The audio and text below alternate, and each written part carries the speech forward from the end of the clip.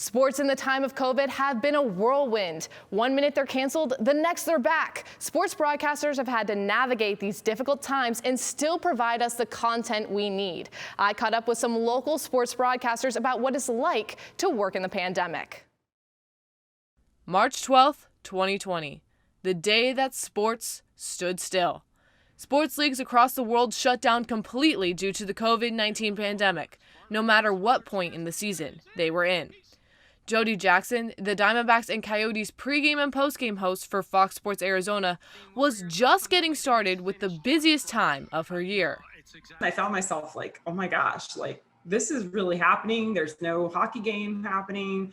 The NBA has been canceled. Spring training is shutting down. It was just a really strange feeling. Other sports broadcasters like Kevin Ray, the play-by-play announcer for the Phoenix Suns, found themselves in an unforeseen situation. The impact was just the fact that I went from doing a game basically almost every other day to having no games. Not sure when those games would be played, if they would be played. After a few months on the sidelines, sports slowly started coming back. Some leagues, like the NBA and NHL, established bubbles where all of the teams would be in the same city and keep outside risks to a minimum. But there were new challenges to covering the teams in those bubbles. For Ray and Coyotes play-by-play announcer Matt McConnell, they weren't even in the same arena as their teams. The only broadcast teams that were allowed there were the national crews. So any local TV or local radio broadcast crews were all forced to broadcast remotely. So we did the 8 Suns games from a small studio in a building that's just adjacent to the arena. One big part of covering teams and calling play-by-play is talking with the players and coaches before and after games, which was limited during the pandemic. Play-by-play in a lot of ways, in my mind, is a rapport business. I didn't have that opportunity really to do one-offs with other players, and you're on a Zoom call with the entire Phoenix media.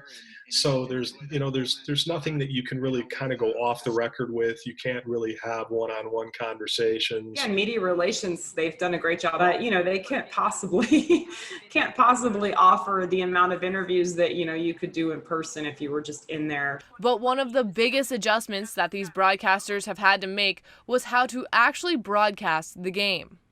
Calling a game off a monitor, I've told people that it's kind of like driving down the 101 and only being able to see, you're sitting there, you're driving along, and it would be like only being able to see out of the driver's side of the windshield. You have no peripheral vision. There were moments in those games where you would kind of have to, almost lift yourself up a little bit and remind yourself that you've got to take the energy level a little bit higher, because like a player, when you're in the arena as a broadcaster, you feed off of some of that energy that the fans, have. While the COVID-19 pandemic has provided some obstacles, sports announcers across the country have had to step up to the challenge of making sure that their audience still receives a quality broadcast. With COVID, I think we made the best of a really, really tough situation. I think it was important that we did what we did, but hopefully we'll be beyond that and we can move along. Only time will tell if and when things will return to normal in the world of sports. One positive from the pandemic is that these broadcasters now have time to work on some outside projects. Matt McConnell and Jody Jackson both worked on podcasts called Sports Booth and Everyday Heroes, respectively.